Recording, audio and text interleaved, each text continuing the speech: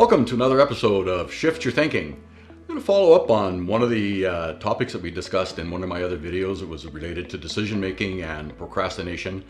And in that video, we talked about the fact that we make our decisions based on pain versus pleasure or reward versus punishment at our most base level. And we make those because those are the two decisions that that were for our survival and for our procreation of the species 2 million years ago.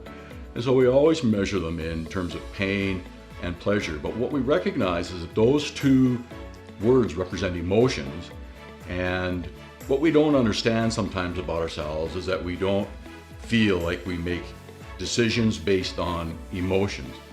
What we think is we make them on a rational mind, which is the newest part of our mind. It's only 60,000 years old. But when we look at decision making, we have three components to it. The first one is there's some type of stimulus that occurs that requires a reaction from us. That stimulus can be in our environment or it can be internal. So it may be a hunger signal to eat, or it may be someone saying hello to us as they're walking up to us, something that creates a reaction. At the other end of that three-step process is the response that we make. And in between there's a gap. And that gap is where our emotional and rational brains and our irrational brains operate together to help us make the decision to do what we need to do to respond. And that emotion is deep-seated. As I spoke of in the horse and rider video, the emotions are the most powerful part of our brain and can have indirect, subconscious impacts on our decisions that we're not even aware of.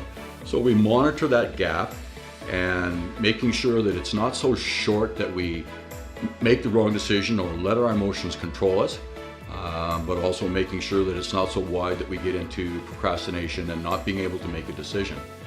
So a three-part process. We have the stimulus, the gap, and the response.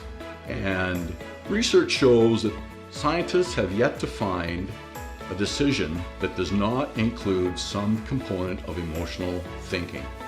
And I think that's the takeaway I'd like you to have today, is that all of our decisions have an emotional component to them, regardless of whether we are aware of it or not.